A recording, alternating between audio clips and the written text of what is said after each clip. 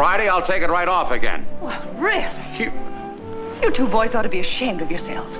Just think of what you're doing to that poor little innocent girl. Hollywood's golden age gave us some of the most iconic stars ever to grace the silver screen. We grew up admiring them, watching them, and in many cases, genuinely loving them. But behind those polished performances and carefully managed public images were some stories that studios worked very hard to keep buried. Here are 20 disgusting golden age actors you were tricked into liking. Number 20, Charlie Chaplin. Charlie Chaplin is considered one of the greatest artists in the history of cinema. The Little Tramp made generations of people laugh, and his influence on filmmaking is still felt today. But Chaplin's private life told a very different story. He married his first wife, Mildred Harris, in 1918 when she was 16 years old and he was 29. His second wife, Lita Gray, was also 16 when they married in 1924.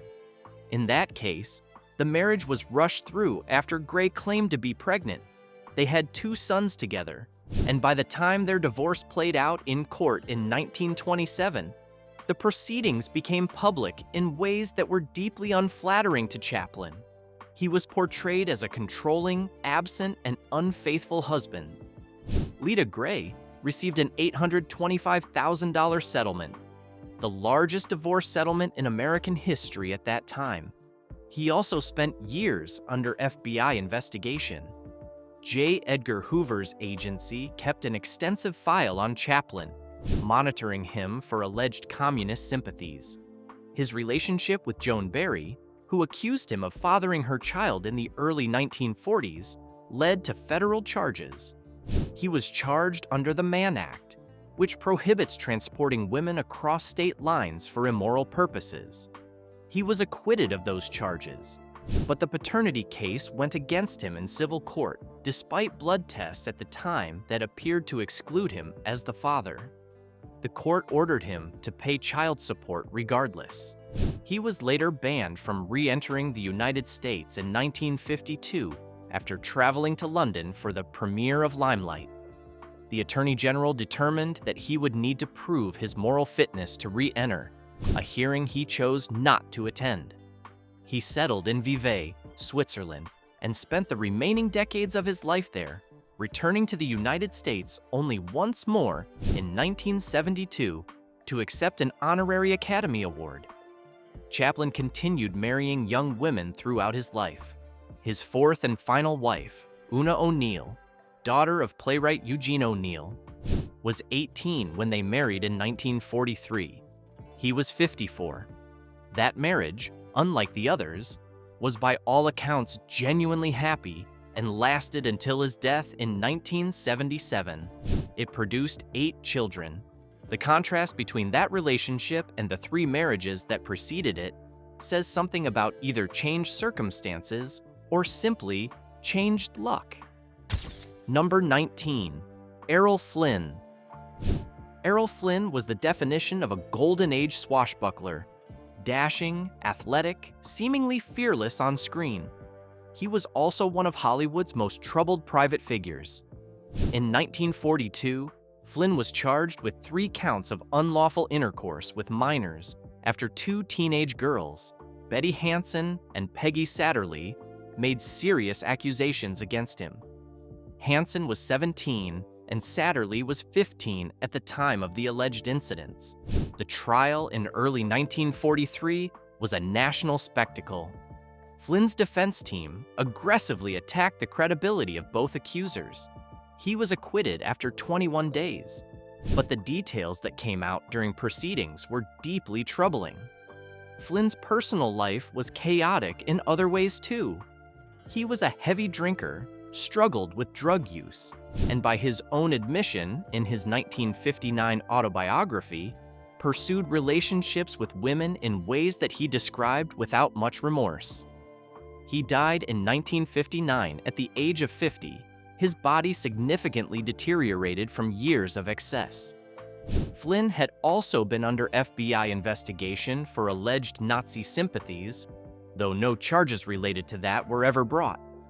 The phrase, "in like Flynn," entered the American language after his trial, a casually joking reference to what the accusations said about his behavior.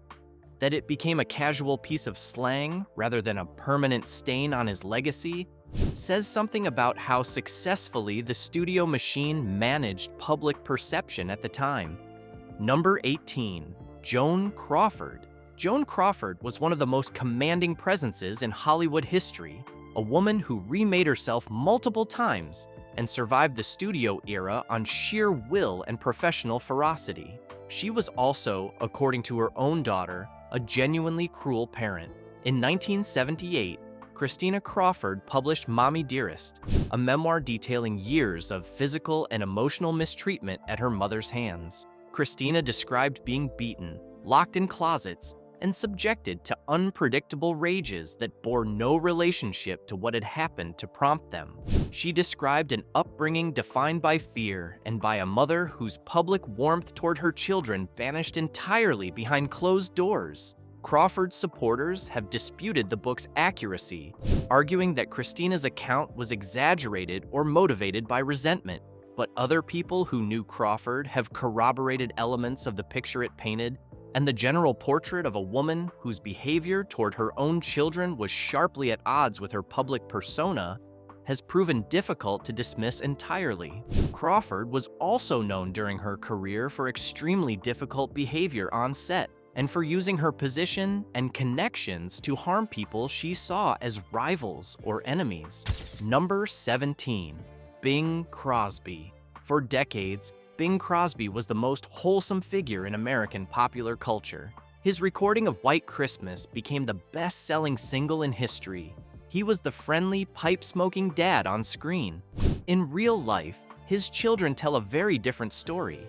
His sons, Gary, Dennis, Philip, and Lindsay, all went on record, in various formats and with varying degrees of detail, about a father who was physically abusive and emotionally cold.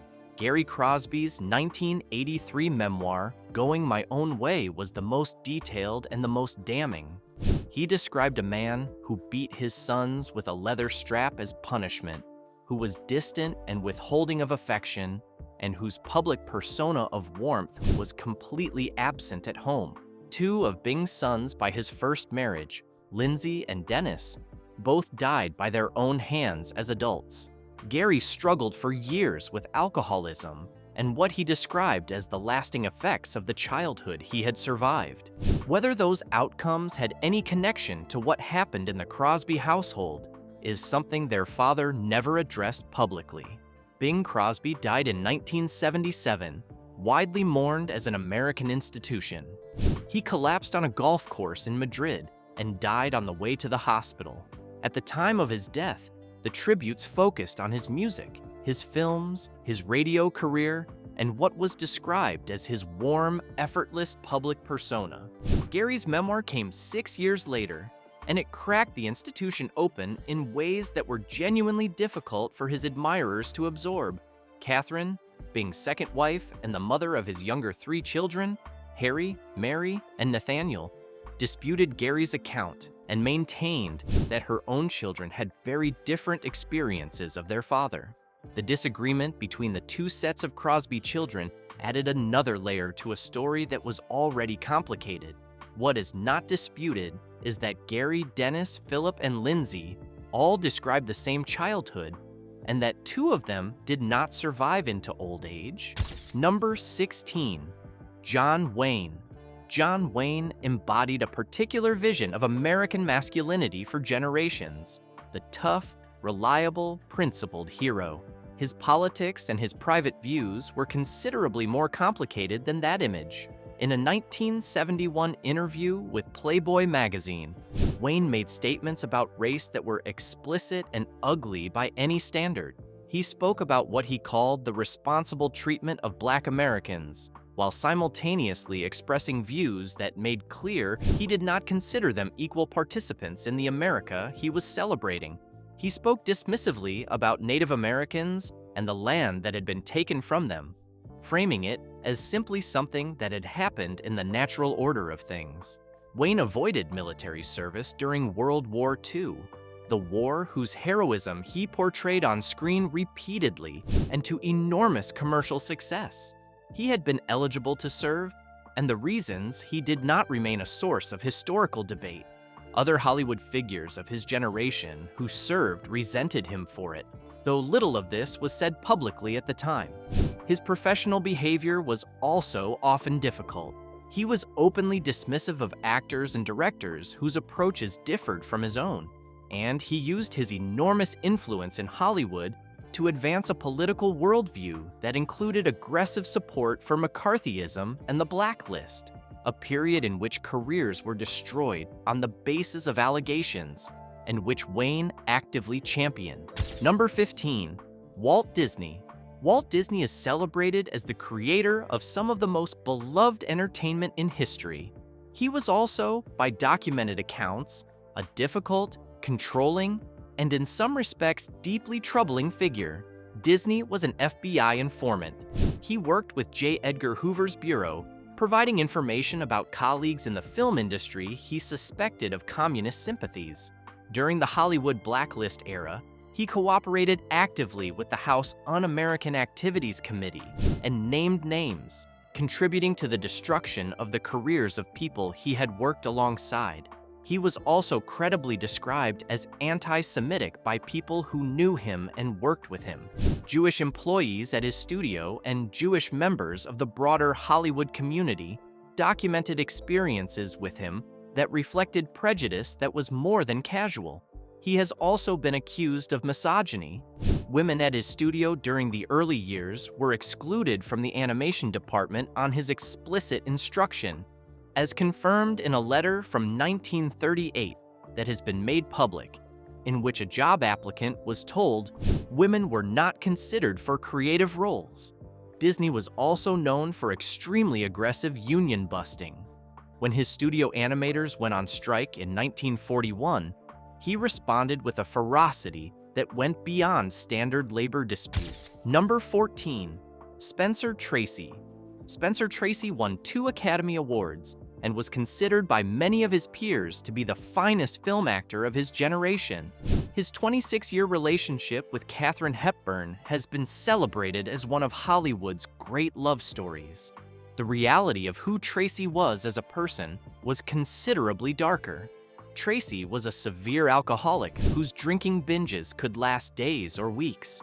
During those episodes, he was capable of serious violence. He was known to have been physically destructive during these periods, and the people around him, including those who genuinely cared for him, lived with the unpredictability that his condition created. He was also married to Louise Tracy from 1923 until his death in 1967, a marriage he never ended despite his long relationship with Hepburn. Louise Tracy, who established a school for hearing-impaired children in Los Angeles, remained legally his wife throughout. She was not told by the hospital that he had died. Hepburn was in the house when it happened and called Tracy's brother, who then informed Louise. The way his death was handled told its own story about where things actually stood among the people in his life. Tracy's behavior during his drinking episodes was documented by enough people who were present for it that the general picture is not seriously disputed, whatever allowances might be made for the era and for the disease itself. Number 13, Clark Gable. Clark Gable was called the King of Hollywood, and for much of the 1930s and 1940s, that was not an exaggeration. He was the biggest male star at the biggest studio in the world, and his personal life was more complicated than his reign implied.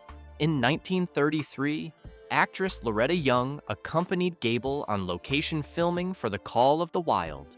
Young later gave birth to a daughter, Judy, who she passed off publicly as an adopted child for decades. The child's ears, which were unusually large, were pinned back surgically to reduce the resemblance to Gable. Young maintained the fiction for most of her life. In 1998, Judy Lewis, the daughter in question, by then in her 60s, published a memoir confirming what had long been suspected, that Gable was her biological father. Loretta Young maintained publicly that the relationship with Gable had been consensual, but that she had been too ashamed of the out-of-wedlock pregnancy to acknowledge it. Other accounts, including from people who knew Young at the time, have suggested that what happened on that location shoot may not have been fully consensual on her part. Gable himself never acknowledged the child, and apparently never made any private contact with Judy Lewis either. He died in November 1960, 2 weeks after completing The Misfits, having never addressed any aspect of the story. Loretta Young died in 2000, a year after Judy Lewis published her memoir. Young maintained publicly until very near the end of her life that Judy had been adopted, even as it became clear that almost no one believed this any longer. The surgical alteration of a child's ears to obscure resemblance to her biological father, undertaken without that child's understanding of why it was being done, is one of the more quietly devastating details in the story. Judy Lewis grew up not knowing who her father was, raised by a woman who loved her and simultaneously could not tell her the truth about who she was.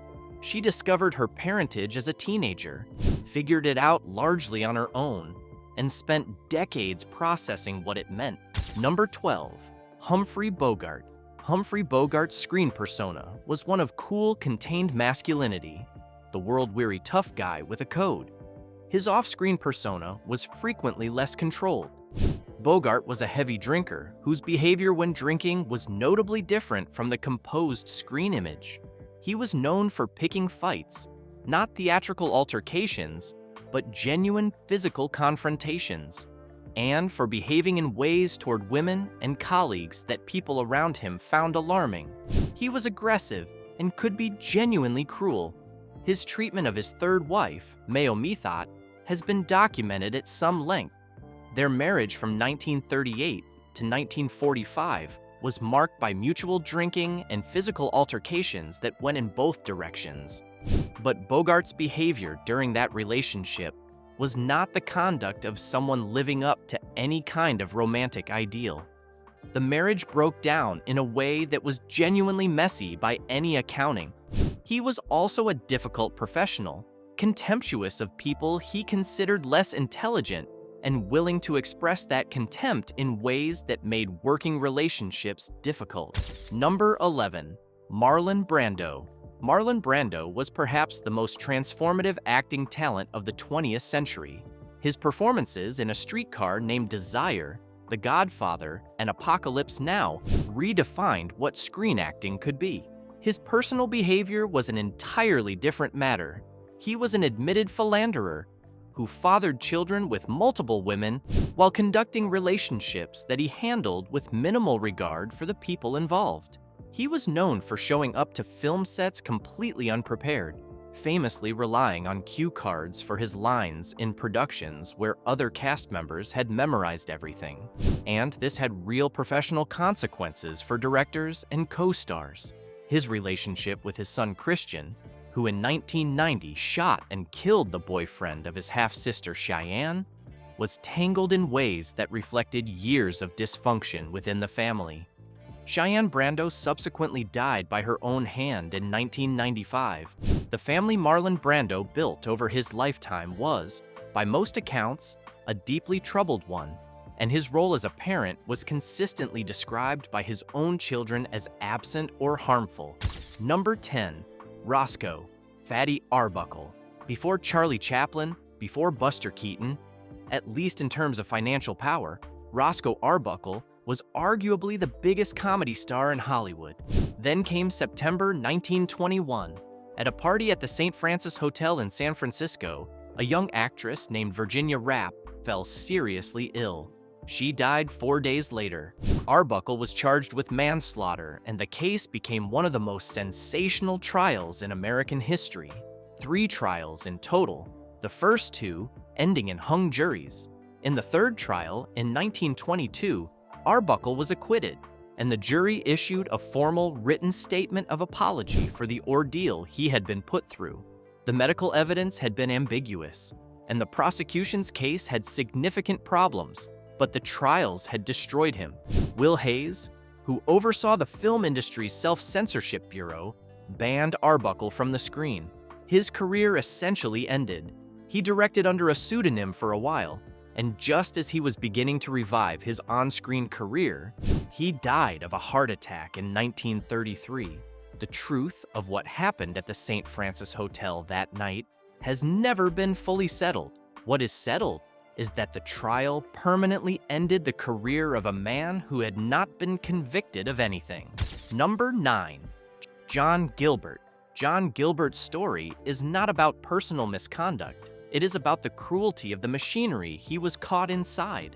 Gilbert was one of the biggest silent film stars of the 1920s, a romantic leading man whose on-screen chemistry with Greta Garbo made them one of the most celebrated pairings of the era. Then sound came to Hollywood, and someone at MGM decided Gilbert's voice didn't work. The commonly repeated story that Gilbert's career died because his speaking voice was too high and effeminate turns out to have been largely invented. His voice was, by most historical assessments, perfectly adequate. What was not adequate was his relationship with studio boss Louis B. Mayer, who reportedly bore Gilbert a personal grudge and arranged for Gilbert's first sound film to be sabotaged technologically, making his voice sound worse than it was, and then planted stories in fan magazines confirming the narrative about his voice. Gilbert descended from a peak of enormous fame into obscurity and alcoholism. He died in 1936 at the age of 36. Mayer reportedly said, when informed of Gilbert's death, that he was glad.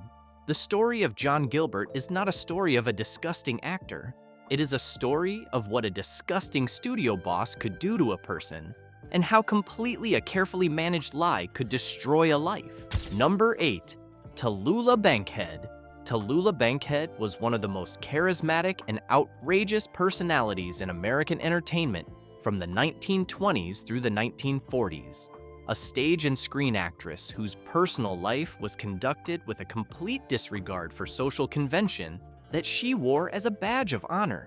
She was openly and freely sexual in an era when that was not something women acknowledged publicly, and she discussed her affairs with men and women in terms that shocked polite society regularly.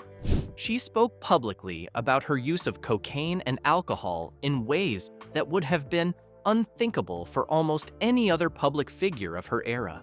She was also known for genuinely harmful behavior toward colleagues. She was difficult, unpredictable, and capable of behavior on and off sets that made sustained working relationships nearly impossible.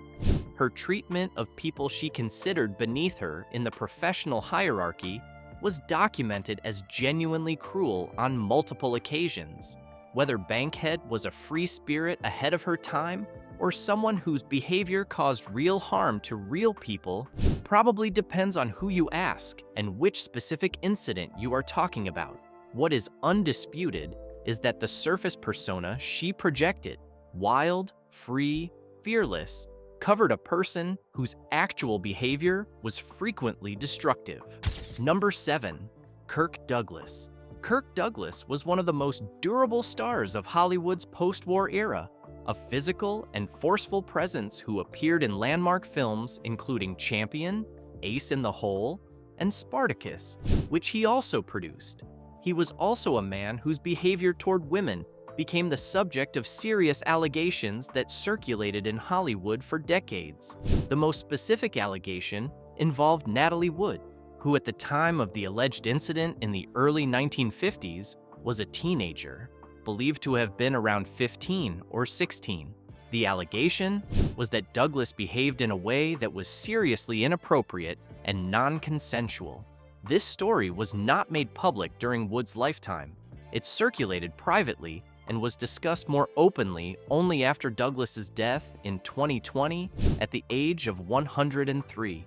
The allegation cannot be verified and will never be definitively resolved with both Wood and Douglas gone. What has been documented is a broader pattern of behavior toward women that multiple people in Hollywood described over the years as predatory. Douglas's on-screen image as a forceful, principled hero existed alongside a private reputation that was considerably darker. Number 6. Joan Fontaine. Joan Fontaine won the Academy Award for Best Actress for Suspicion in 1942 and had a distinguished career that included Rebecca and Letter from an Unknown Woman. She was also engaged in one of Hollywood's most famous and longest-lasting personal feuds with her own sister, Olivia de Havilland. The estrangement between Fontaine and de Havilland was total and lasted for decades, ending only with Fontaine's death in 2013.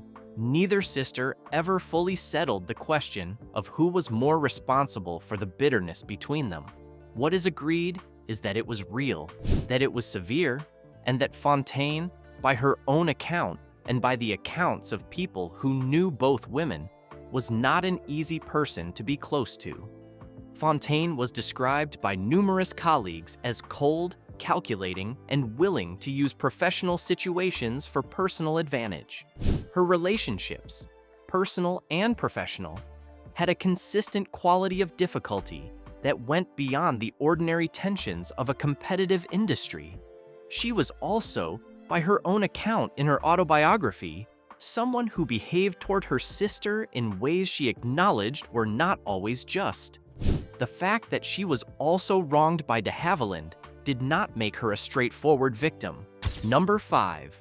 Mickey Rooney. Mickey Rooney was one of the most naturally gifted performers of the Golden Age, a genuine triple threat of singing, dancing, and acting who was the top box office attraction in America for 3 consecutive years in the late 1930s. His life off-screen was a sustained demonstration of how badly someone can handle almost every personal situation.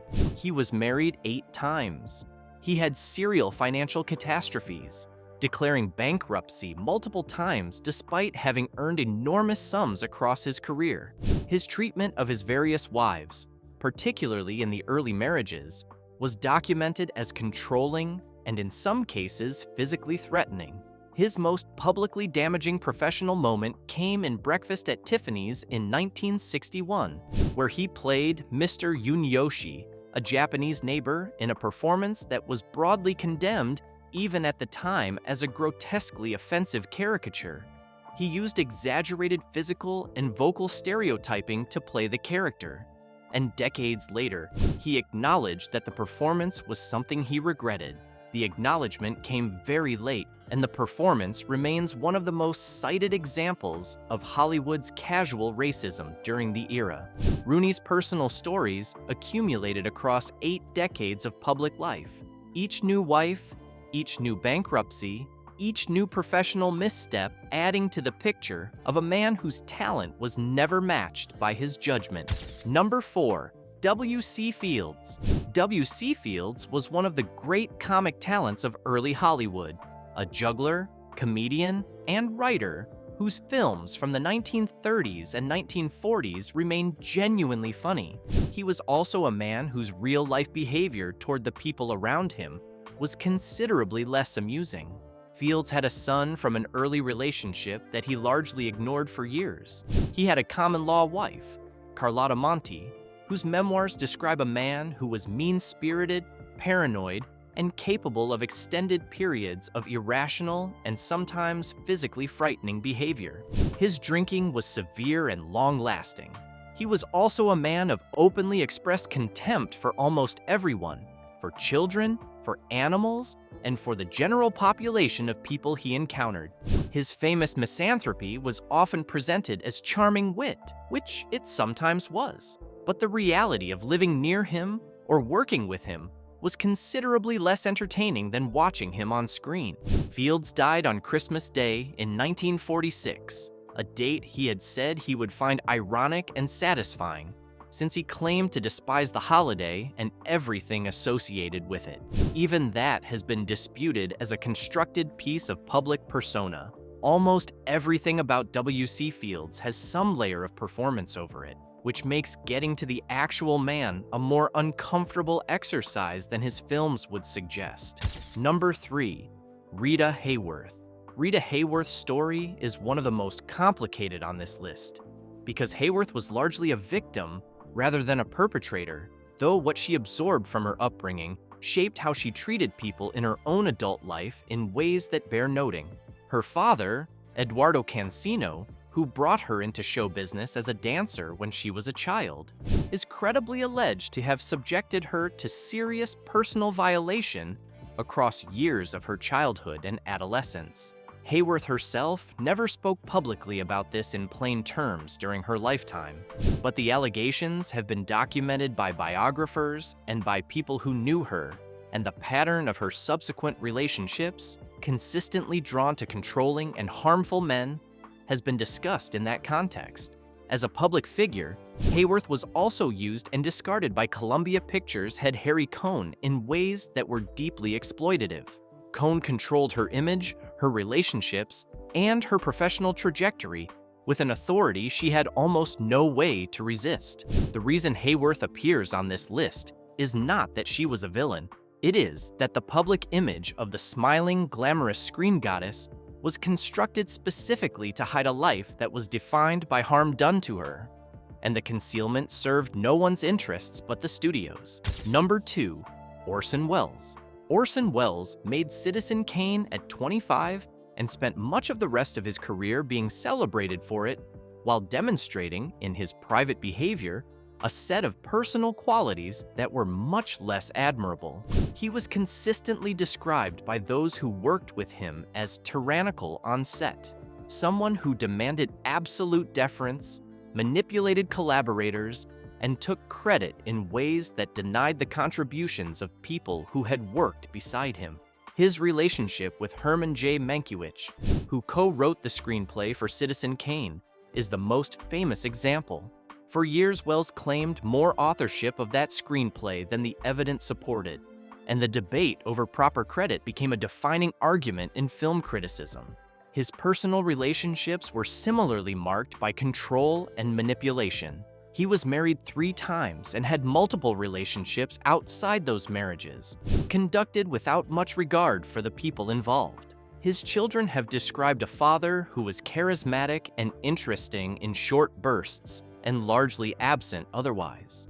Welles spent his later decades unable to complete most of the projects he started, filming for years on The Other Side of the Wind, for example, which was not finished and released until 2018, 33 years after his death in 1985. He appeared in commercials and talk shows to fund his films, and the image of a great talent reduced to hawking wine became one of the defining images of late Hollywood. The sympathy that attracted has tended to outshine the behaviors that contributed to how he ended up, including the reputation for impossibility that made studios deeply reluctant to give him control over productions he might not complete. He was a genuinely extraordinary talent, perhaps the most naturally gifted filmmaker in the history of American cinema by some measures. He was also, by the accounts of most people who worked closely with him, a genuinely difficult and self-serving man who took more than he gave in most of the professional relationships that mattered most to him. Number 1, Louis B. Mayer. Louis B. Mayer was not an actor, but he belongs on this list because more than any single performer, he was responsible for the conditions that made the Golden Age what it was, including its darkest parts. Mayer co-founded Metro-Goldwyn-Mayer and ran it with an absolute authority that extended into the personal lives of every person under contract to him. He controlled who the stars dated, who they married, and in several cases, arranged marriages specifically to protect the studio's financial interests rather than the individuals involved. He signed young women to contracts and expected personal access as part of the arrangement. According to multiple accounts, he was directly responsible for the conditions that led to Judy Garland's dependence on amphetamines and barbiturates. Those drugs were administered by studio doctors at his studio's direction, beginning when Garland was a teenager. He controlled her diet, her sleep, her schedule, and her public image with an authority she had no legal ability to resist. He destroyed John Gilbert's career through a deliberate campaign of sabotage. He pressured actresses to terminate pregnancies when those pregnancies were inconvenient for the studio's schedule or image management. He used the power of the studio system to cover up the behavior of his stars when that behavior became legally problematic. Mayer died in 1957, widely eulogized as one of the great figures of the film industry. The tributes described a visionary who had built MGM into the most powerful studio in the world and who had given audiences decades of entertainment they genuinely loved. None of that is untrue. MGM under Mayer produced Gone with the Wind, The Wizard of Oz, the Andy Hardy series, and hundreds of other films that genuinely mattered to the people who saw them. But the cost at which those films were produced, the bodies and minds of the people under contract to him, managed as assets rather than human beings, is now significantly better documented than it was when those eulogies were written. Garland's story alone, in its full detail, is enough to indict the system he built and ran. She was a teenager when it started. She spent the rest of her life dealing with the consequences. Mayer was photographed weeping at her wedding in 1945. He had helped create every condition that made her situation what it was. The golden age of Hollywood produced extraordinary art. It also produced a system that protected, enabled, and in many cases, actively celebrated people whose private behavior ranged from profoundly selfish to genuinely criminal. The carefully managed public images were the product of enormous institutional effort because the truth, when it was allowed to surface, was considerably less comfortable than what the studio publicity departments were selling. Some of these stories have been known for decades. Others have only become fully visible more recently. All of them are part of the actual history of an era that is still, in many circles, discussed primarily through the lens of its glamour. If you enjoyed this video, please like and subscribe to our channel so you never miss out on more fascinating stories.